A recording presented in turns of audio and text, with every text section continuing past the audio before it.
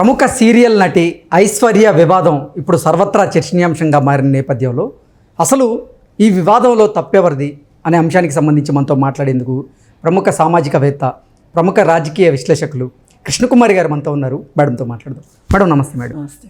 Madam, ప్రముఖ serial నటి ఐశ్వర్య వివాదం ఇప్పుడు సర్వత్రా చర్చనీయాంశంగా మారింది. అసలు ఆ వివాదంలో తప్పెవరిది అంటే ఏం చెప్తారు మేడం? యాజ్ ఏ ఫ్యామిలీ కౌన్సిలర్గా, ఒక సోషల్ యాక్టివిస్ట్గా నాకున్న అనుభవం ప్రకారం మహిళలది తప్పు ఉండదు అని నేను అనను, కానీ చాలా సందర్భాల్లో ఇలాంటి విషయాలు కానీ లేదు మామూలు ఫ్యామిలీ విషయాల్లో కావచ్చు పురుషులవే ఎక్కువ తప్పులు ఉండటం నేను గమనించాను. ఓకే. దానికి కారణాలు ప్రముఖంగా ఆర్థిక కారణాలు, ఇంకొంచెం ముందుకెళ్తే ఇగో కారణాలు, ఇంకొంచెం ముందుకెళ్తే మన సొసైటీ ఫ్రేమ్ చేసిన రూల్స్ ఇప్పుడు రీసెట్ అవుతున్నాయి. ఓకే. ఈ రీసెట్ అయ్యే ప్రాసెస్లో ఫ్రిక్షన్ తప్పదు. ఇదొక కారణం. ఇట్లా రకరకాల కారణాలు ఉన్నాయి. ఓకే. ఈ రకరకాల కారణాల్లో ఈ ఐశ్వర్య విషయంలో కూడా ఇవన్నీ ఉన్నాయి దాంట్లో. ఓకే. ఇవి మొత్తం ఉన్నాయి. పైగా ఇదంతా సరిపోనట్లు ఇంకా కొత్తగా ఈ సినిమా రంగం కావచ్చు, సీరియల్ రంగం కావచ్చు, ముఖ్యంగా మీడియా కావచ్చు, మనం సీరియల్స్ సినిమాలు అనుకున్నాం కదా, అవును. దీనికి అటాచ్డ్గా మీడియా కూడా వచ్చి చేరిన తర్వాత ఈ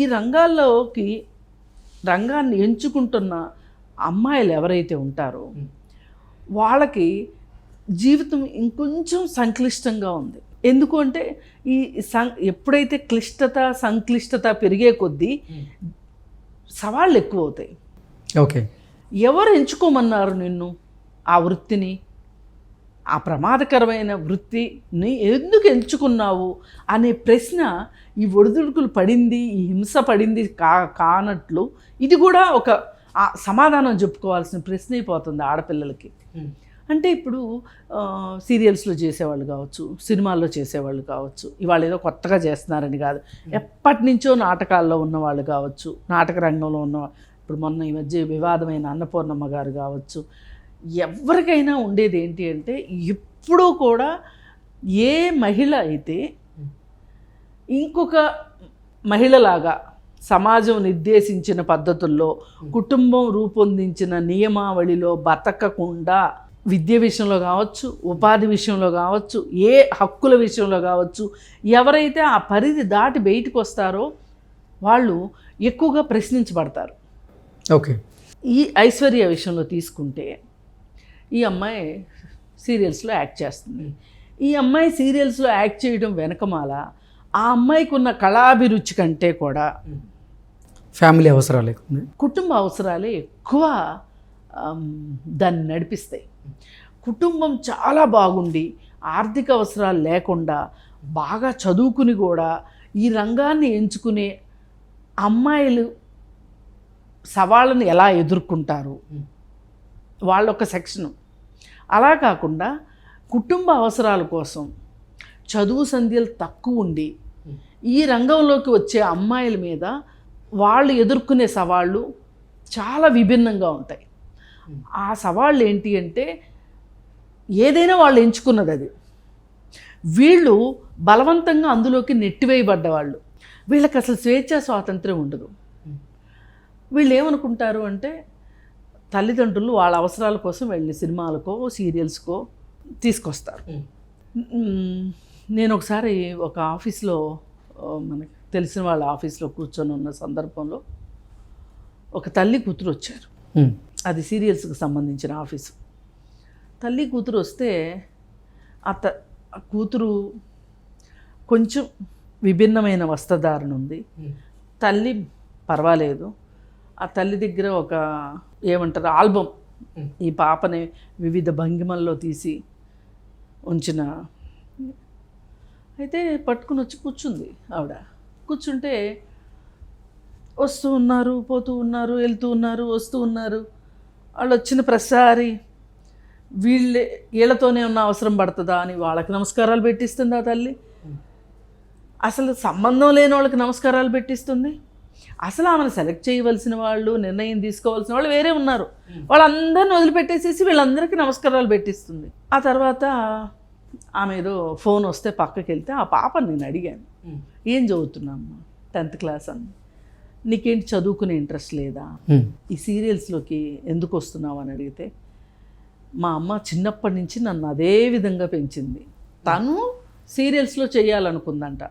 వాళ్ళ నాన్న అమ్మ ఒప్పుకోలేదు కాబట్టి పెళ్లి చేసుకుని పిల్లల్ని కన్నదంట. నేను పుట్టినప్పటి నుంచి నా మీదే పెట్టుకుంది, అదే ఆశ నా మీద పెట్టుకుంది అని చెప్పింది.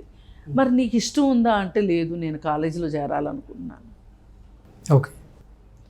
నేను అప్పుడు వాళ్ళ అమ్మతో కూడా కొంచెం ఏదో మన సహజ దూరంలో కౌన్సిలింగ్ ఇచ్చామనుకున్నాం, కానీ లేదండి, పాపకి ఎంత భవిష్యత్తు ఉందో తెలుసా అండి, పాప డాన్స్ చేస్తే ఎంతమంది చూస్తారో తెలుసా అండి, స్కూల్లో కూడా అందరూ అంటారండి ఇదే మాట, పక్కింటి వాళ్ళు కూడా చెప్తారండి, అసలు జ్యోతిషుడు కూడా చెప్పాడండి మా అమ్మాయికి మంచి భవిష్యత్తు ఉందని. ఆ తర్వాత పోగా చూస్తే కొన్నాళ్ళకి వాళ్ళ సీరియల్లో కాదు కానీ ఇంక వేరే సీరియల్లో ఏదో వచ్చింది, ఏదో హీరోయిన్ పక్కన ఫ్రెండ్ లాగా వచ్చింది. కొన్నాళ్ళు ఇలా చేస్తారు. చేసిన తర్వాత ఏ ప్రొడక్షన్ బాయో లేకపోతే మేకప్ మ్యానో ఎవరో ఒకళ్ళు వాళ్ళకి ప్రేమ పాఠాలు చెప్తారు, వీళ్ళు లొంగిపోతారు. కథ అలా సమాప్తం అవుతుంది. ఈ రంగంలోకి వచ్చే ప్రతి వాళ్ళు కూడా అనుష్క లాగానో రమ్యకృష్ణ లాగానో నిలబడతారు అనుకోలేము. ఇప్పుడు సీరియల్స్ను కూడా శాసించే మహిళలు ఉన్నారు కొంతమంది, మనకి చాలామంది ఉన్నారు సీరియల్లో హీరోయిన్స్గా చేసేవాళ్ళు. ఓకే. అందరూ అలా అవ్వలేరు. అసలు ఎంతమంది సమిధులైపోతున్నారో తెలియని పరిస్థితి. అంటే అంత భద్రత లేని వ్యవహారం అక్కడ. ఈ భద్రత లేని వ్యవహారంలో పెళ్లి చేసుకుని సెటిల్ అయిపోదాం అనిపిస్తుంది వాళ్ళకి. ఒక 4-5 చేస్తారు, లేదంటే 10 సీరియల్స్ చేస్తారు, ఎంతో కొంత ఆర్థికంగా కొంచెం కుదురుకుంటారు. తర్వాత కూడా నెమ్మదిగా చేసుకుంటాము, అదొక ఉద్యోగంలాగా చేసుకుందాము అనుకుంటారు, బాగానే ఉంటుంది. ఇప్పుడు సరైన భర్త వచ్చాడు అనుకోండి, బాగానే నడుస్తాయి ఇవన్నీ. కానీ ఈమె విషయంలో, ఐశ్వర్య విషయంలో కొంచెం రాంగ్ సెలెక్షన్ అయ్యింది. ఓకే. రాంగ్ సెలెక్షన్ అయ్యింది అంటే నేను మొత్తం ఐశ్వర్యని సపోర్ట్ చేస్తానని కాదు. ఇక్కడ ఏం జరుగుతుంది అంటే, ఇలాంటి ఆడవాళ్ళు ఎవరైతే ఉంటారో, ఒకసారి కెమెరాకి ఎక్స్పోజ్ అయిన వాళ్ళు, ఒకసారి బయట ఎక్స్పోజ్ అయిన వాళ్ళు, వీళ్ళకి ఇంకా నీతులు, నియమాలు, పద్ధతులు, శీలాలు, సోకాళ్ళు నేను చెప్పేది, ఓకే, ఇవన్నీ ఉంటాయని అనుకోరు వాళ్ళు. అనుకోక వీళ్ళతోటి ఏమైనా చేయించవచ్చు. నిన్న మొన్నటి దాకా వాళ్ళ అమ్మా నాన్న కోసం చేసింది కదా, సంపాదించింది కదా, వాళ్ళ కోసమే సంపాదించింది కదా, రేపు నా కోసం కూడా సంపాదిస్తుంది అనే ఉద్దేశంతో. కానీ ఐశ్వర్య భర్త మాత్రం ఐశ్వర్యకి ఒక అక్రమ సంబంధం ఉందని, రియల్ ఎస్టేట్కి సంబంధించినటువంటి ఒక వ్యాపారితో అక్కడికే వస్తా. ఇప్పుడు అసలు అక్రమ సంబంధం అని అతను మాట్లాడడము, మీడియాలో ప్రచారం కావటము, ఇది మొదటి తప్పు. ఓకే. అసలు అక్రమ సంబంధాలు అనేవి ఉండవు ఎక్కడ. అలా అని అన్ని సక్రమ సంబంధాలే అనడానికి లేదు. అందుకే దానికి సుప్రీంకోర్టు జడ్జి గారు ఈ మధ్యకాలంలో ఒక బుక్ రిలీజ్ చేశారు. అసలు సామాన్య ప్రజల్ని పక్కన పెట్టండి మీరు, మన కోర్టులో మనము ఒక ఆల్టర్నేటివ్ డైలాగ్ని ప్రవేశపెట్టాలి. ఓకే. మాటలకి మనం కోర్టులో వాడే ప్రతి మాటకి ఒక సంస్కారవంతమైన మాటను మనం ప్రవేశపెట్టాలి అని చెప్పి చాలా మాటలు ఉన్నాయి. కాకపోతే ఈ సందర్భానికి వివాహేతర సంబంధం, వివాహం లేకోకుండా ఉన్న సంబంధం వివాహేతర సంబంధం. ఇది అక్రమము సక్రమము అని తేల్చడానికి మీరు నేను జడ్జిలం కాదు. మన భాష మారాలి, సమాజంలో మార్పు రావాలి అంటే మొదటగా రావాల్సింది సాహిత్యంలో, భాషలో, వీటిలో మార్పు వస్తే మార్పు వస్తుంది. అంతేకాకుండా ఇలా మనం ఈ భాష తెలియకుండా మాట్లాడేస్తాం. ఇప్పుడు బూతులు ఉన్నాయి, ఎంత సింపుల్గా మాట్లాడేస్తాం చెప్పండి.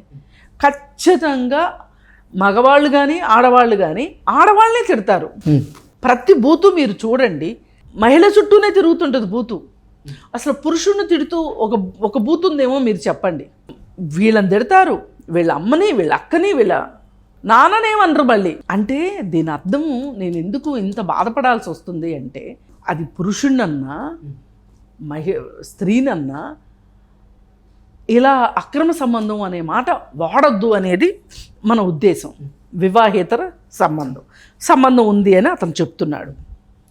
వాళ్ళు మాట్లాడే మాటలు ఏవైతే ఉన్నాయో, ఇప్పుడు ఐశ్వర్య భర్త కావచ్చు, అతని తల్లిదండ్రులు మాట్లాడే మాటలు చాలా అతుకులు బొంతలాగా ఉన్నాయి. అవి ఎక్కడికక్కడ అతుకులు.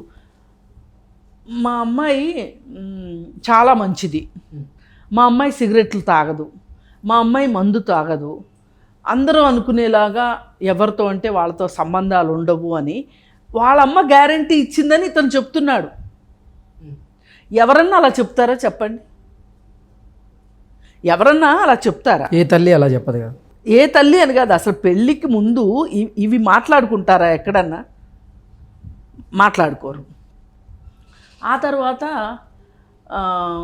మళ్ళీ ఇంకొకటి, చాలా గొడవలు జరుగుతూ ఉన్నాయి వాళ్ళ మధ్యలో గొడవలు జరుగుతూ ఉన్నాయి.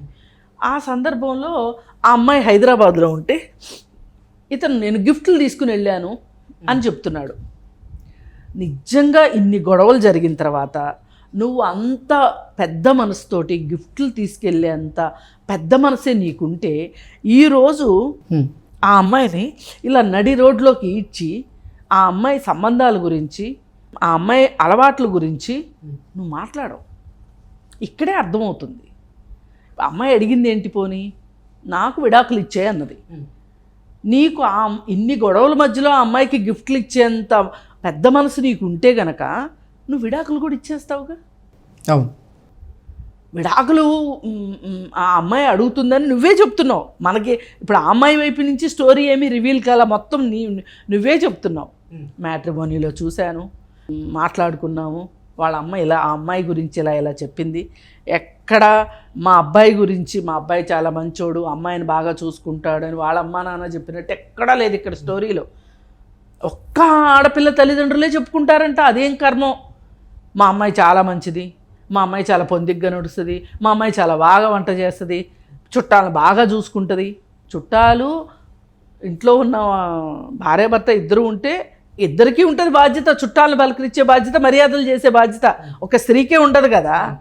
మీరు ఇట్లా ఒక స్ట్రక్చర్ కట్టేసేసి ఈ స్ట్రక్చర్ ప్రకారమే మాట్లాడడం, వీళ్ళు కూడా వచ్చి అవే మాటలు మాట్లాడడం వింతగా ఉంది నాకు అసలు. అది అయిపోయిందా? అయిపోయిన తర్వాత మా అబ్బాయి ఇష్టపడ్డాడు కాబట్టి చేశాం, మా అబ్బాయి ఇష్టపడ్డాడు కాబట్టి చేశాం అని ఆ తల్లిదండ్రులు మాట్లాడతారు.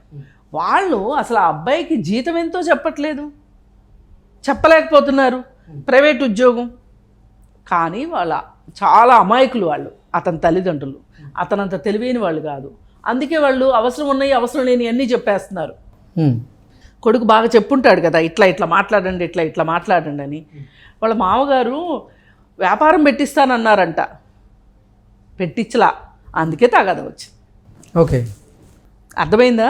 అసలు వివాదానికి కారణం ఇదంటారు. అంటే వాళ్ళు అసంకల్పితంగా చెప్పేస్తున్నారు వాస్తవాలు. ఆ అబ్బాయి జీతము ప్రైవేట్ ఉద్యోగం అంట, 2500 ఒక నిమిషం, 25,000 ఒక నిమిషం చెప్తున్నారు. పైగా ఇంట్లో నుంచి 25 లక్షలు తీసుకుపోయిందని చెప్తున్నారు ఈ అమ్మాయి. వాళ్ళని చూస్తే 25 లక్షలు ఉన్నవాళ్ళలాగా లేరు.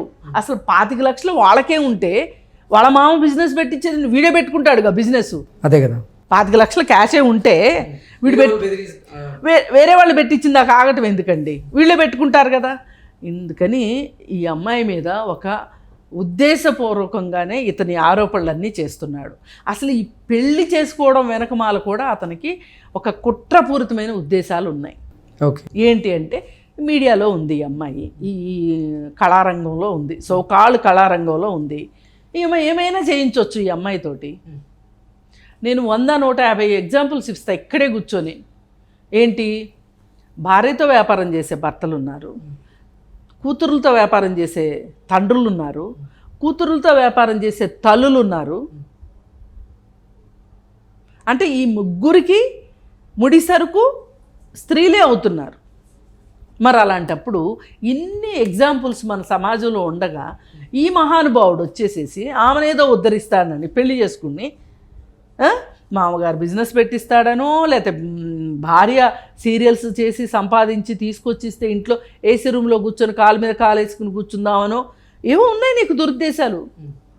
లేకపోతే నువ్వెందుకు పెళ్లి చేసుకుంటావు? అంత నీకు నిజంగా అంత విశాల హృదయమే ఉంటే ఇప్పుడు ఈ గొడవలన్నీ ఎందుకు? అమ్మాయి అడుగుతుంది, విడాకులే కదా, ఇచ్చేసి వెళ్ళిపో. నిజంగా నీకు అంత మంచి మనసే ఉంటే అంత చేసి 6 నెలలే కదండి పెళ్ళయ్యి, వెళ్ళిపోవచ్చు కదా. అలా కాకుండా ఇలాంటి సందర్భాల్లో ముఖ్యంగా జరిగేది ఏంటి అంటే ఆ అమ్మాయికి ఎవరైతే సహాయంగా వస్తారో, మాట సాయం కావచ్చు, ఏ రకమైన వాళ్ళతోటి వివాహేతర సంబంధం అంటగట్టి అగో వాళ్ళు ఉన్నారు కాబట్టి నువ్వు నాతో తగాద పెట్టుకుంటున్నావు, సరే నీతో పడలేను ఎందుకు, నువ్వు కూడా వెళ్ళిపో అంటున్నావు కదా, వెళ్ళిపోతాను అందనుకోండి, ఓ నీకు ఎవరో రెడీగా ఉన్నారు అందుకే ఇంత తొందరగా వెళ్ళిపోవటానికి సిద్ధమైపోయావు. నువ్వు ఉంటేనేమో నువ్వు ఎందుకు వదిలి వెళ్ళట్లేదు నన్ను. ఇంత హింస ఉంటుందండి భార్యాభర్తల సంబంధాల్లో. ఆ భార్యాభర్తల సంబంధాల్లో ఉండాల్సిన ప్రేమ, గౌరవము ఇవి లేకపోతే, భద్రత, సౌకర్యం ఇవి ఉండాల్సినవి ఉండకుండా ఇలా పీడించటాలు, ఎక్స్పెక్టేషన్స్, ఆర్థికపరమైన ఒత్తిళ్ళు, ఈమెతో ఆర్థికంగా నాకు ఈ లబ్ధి ఉంటుంది అనుకుని చేసుకుని అది లేకపోయేసరికి ఇప్పుడు అతను ఏదో కొంప కొల్లేరైపోయినట్లు ఫీల్ అయిపోయి డ్రామా చేస్తున్నాడు తప్పితే తల్లితోనూ తండ్రితోనూ ఒక డ్రామా ఆడిస్తున్నాడు. అక్కడ వాళ్ళు చక్కగా మంచిగా నిజాలు చెప్పేస్తున్నారు. ఎవరు ఈ కుటుంబ వ్యవహారాల విషయంలో కొంచెం అనుభవం ఉన్న వాళ్ళు ఎవరైనా సరే చాలా సింపుల్గా చెప్పేయచ్చు. చాలా నాటకాలు ఆడుతున్నాడు వీడు, ఒక దురుద్దేశపూర్వకంగానే పెళ్లి చేసుకున్నాడు, ఆ ఉద్దేశాలకు అనుగుణంగా ఈ అమ్మాయి లేదు అనే సంగతి అర్థమైపోతుంది. అంతకు మించి ఇక్కడ మాట్లాడుకోవాల్సింది, చెప్పుకోవాల్సిన స్టోరీ ఏమీ లేదు. ఈ ఆదర్శ పురుషుడు గనక మంచి మనసు ఉంటే ఎప్పటికైనా మించిపోయింది లేదు. చక్కగా ఆమె అడిగిన డివోర్స్ ఏదో ఇచ్చేసేసి వెళ్ళిపోవచ్చు. ఆ అమ్మాయిలో తప్పొప్పులు వెతకడం కంటే కూడా అసలు అతని బుద్ధిలో ఏముంది, అతను ఒక స్త్రీ నుంచి ఏం కోరుకున్నాడు, నిజంగా కాపురమే కోరుకున్నాడా, పిల్లల్నే కోరుకున్నాడా, లేదు ఇంకేమన్నా కోరుకుని ఉన్నాడా ఇతను అనే దాన్ని బట్టి అతని మనస్తత్వాన్ని లెక్కేయచ్చు. అతను ఇప్పుడు అది కాల్డ్ పోరాటం అని చెప్తున్నాడు. ఆ పోరాటానికి అర్థం ఏంటో తెలుస్తుంది. Okay madam, thank you.